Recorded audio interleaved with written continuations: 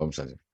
Suksma, terima kasih Pak Dewa Ketut Suryawan. Ada beberapa hal yang di-stressing oleh beliau berkaitan dengan apa yang akan kita buat ke depan berkaitan dengan kurikulum.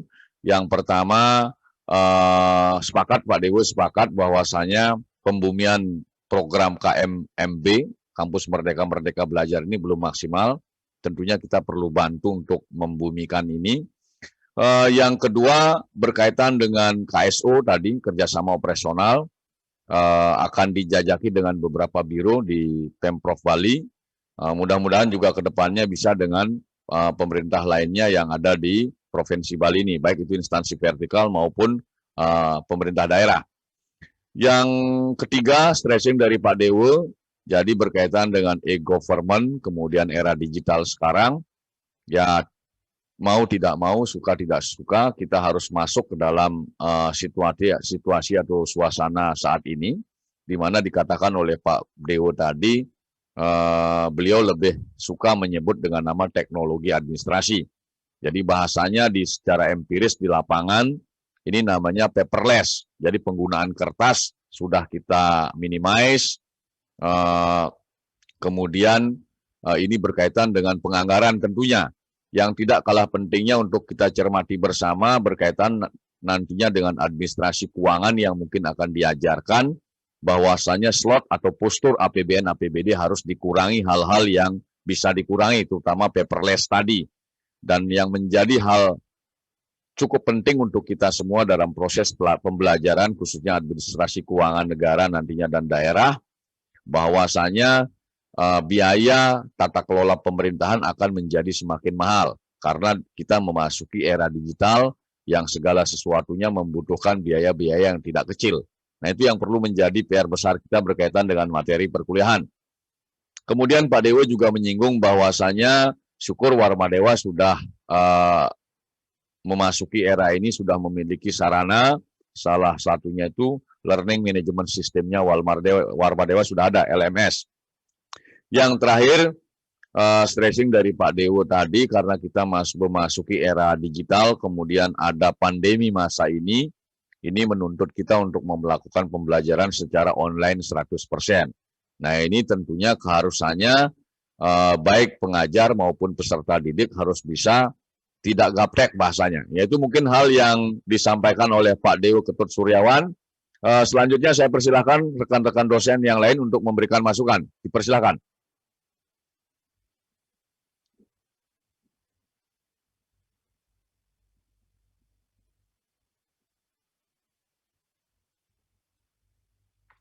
Silakan.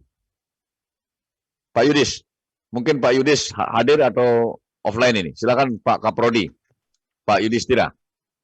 Baik, terima kasih Pak Agus. Pak Yudiantara, sorry. Silakan Pak Yudi. Bisa didengar suara saya? Terdengar cukup jelas Pak. Silakan Pak Yudis. Baik, saya salah tingkah dipanggil Pak Yudis ya, karena Yudis itu ABG biasa.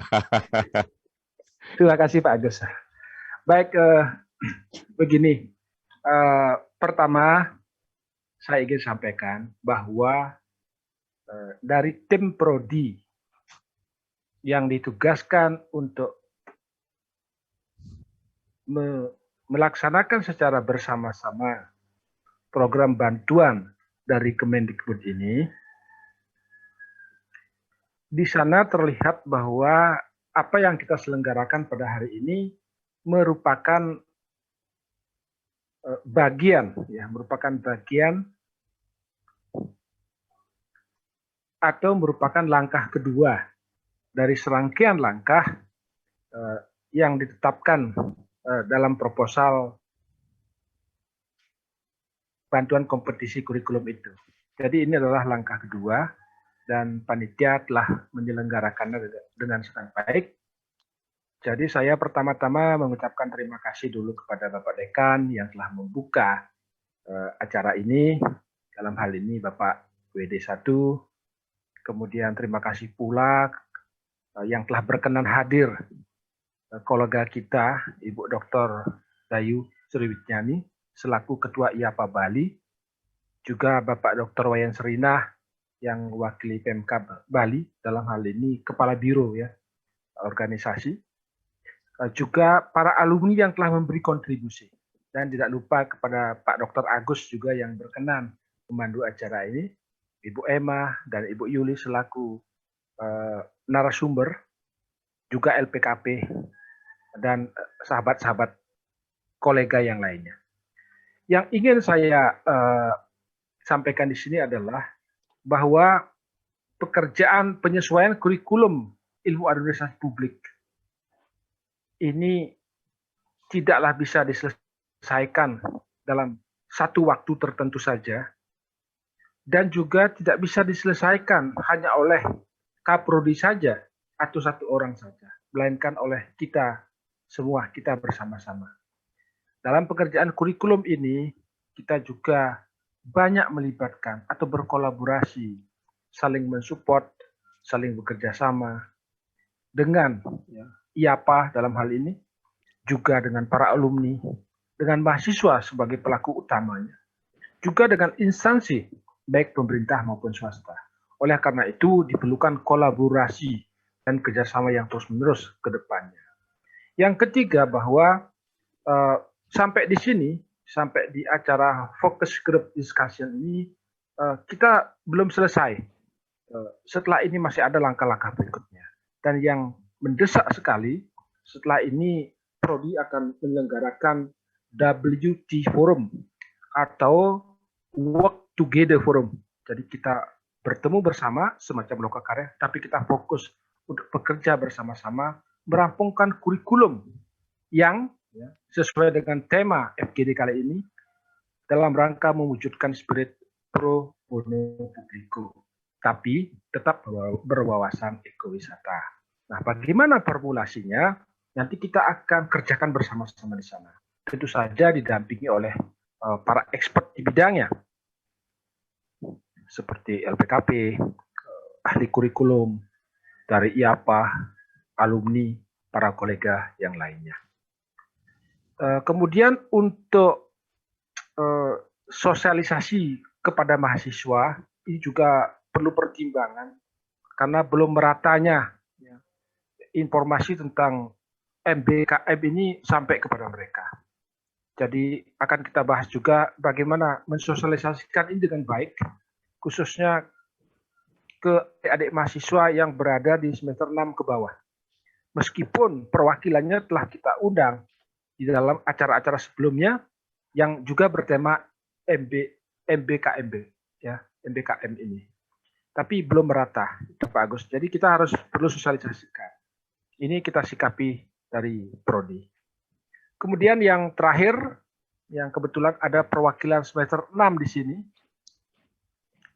ada juga program magang yang disediakan oleh pihak Bea Cukai kalau tidak salah. Dan dari Warmadewa itu yang mengikuti atau masuk dalam proses penjaringan adalah mahasiswa prodi kita, Ilmu Administrasi Negara, dan mahasiswa prodi Manajemen. Jadi hanya 2 prodi. Sekarang masih dalam proses itu, tampaknya cukup banyak yang akan lolos dari kita setelah melihat hasil review dari LPKP. Namun ini perlu diketahui bahwa magang ini selama 6 bulan. Jadi mirip dengan salah satu program di Kampus Merdeka, Merdeka Belajar ini.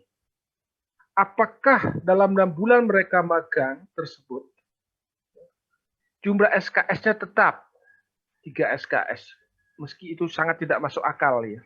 Jadi ini kita perlu ekuivalensikan setara berapa SKS ini. Nah, hal ini juga perlu kita bahas. Jadi untuk adik mahasiswa seperti Jenny misalnya, Dinda yang sudah lolos ya persyaratan magang tersebut, itu selama 6 bulan ke depan harus mengikuti magang. Sementara SKS-nya hanya 3 di kita. Mestinya kalau menurut standar MBKM itu adalah 20 SKS diakui. Jadi dia overload SKS-nya. Nah, ini akan kita sikapi. Jadi sabar dulu adik-adik. Kami dari Prodi akan segera menyikapi masalah ini. Sebab kurikulum MBKM diperuntukkan untuk semester 2 dan 4 yang sedang berjalan. Artinya mereka lah yang akan kena program ini.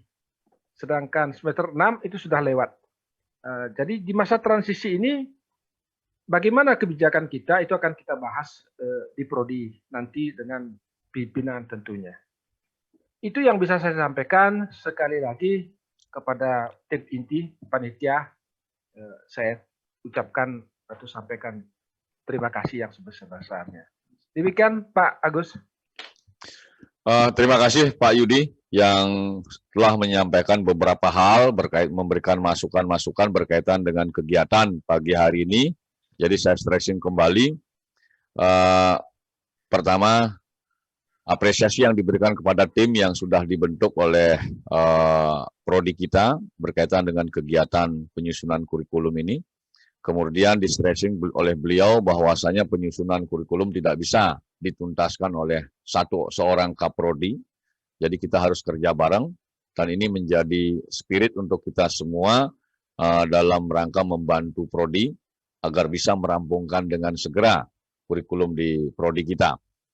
Yang ketiga, penekanan dari Pak Yudis berkaitan dengan konsep pro bono publico yang tidak lepas dari ekowisata, karena ini menjadi tagline Warma Dewa dan menjadi core kita di Bali berkaitan dengan wisata.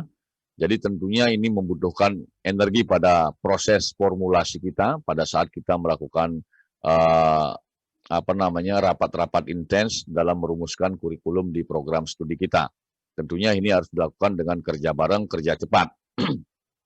Yang berikutnya berkaitan dengan permasalahan mahasiswa yang sudah semester 6 tapi melaksanakan kegiatan magang.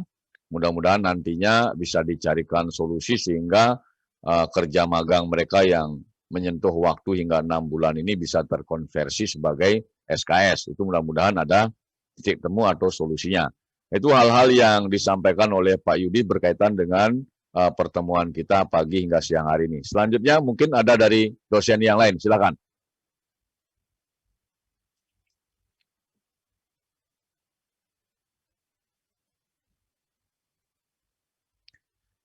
Silakan.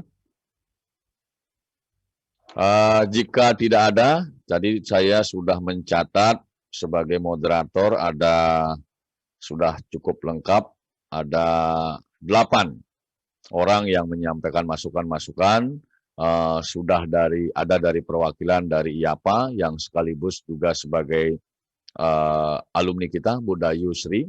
Kemudian yang kedua Pak Kepala Biro, Pak Srina. Kemudian ada dari beberapa mahasiswa, alumni kita, Maria, kemudian Gita dan Jenny, termasuk Dinda. Perwakilan dosen ada Pak Dewo Ketut Suryawan dan terakhir dari Pak Yudhistira. Jika tidak ada acara fokus group discussion pada pagi hingga siang hari ini, sebagaimana seizin panitia, saya sekaligus menutup acara pada pagi hingga siang hari ini. Apabila dalam penyampaian kami tadi ada yang kurang berkenan, baik secara pribadi maupun kepanitiaan, saya mohon maaf. Akhirnya saya tutup dengan menyampaikan pramesanti. Om Santi Santi Santi Om. Assalamualaikum warahmatullahi wabarakatuh. Salam sejahtera untuk kita semua. Salam Namo Buddhaya. Terima kasih.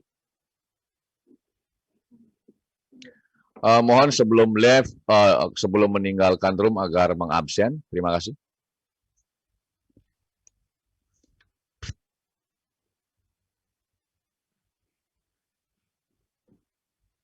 Okay, thank you.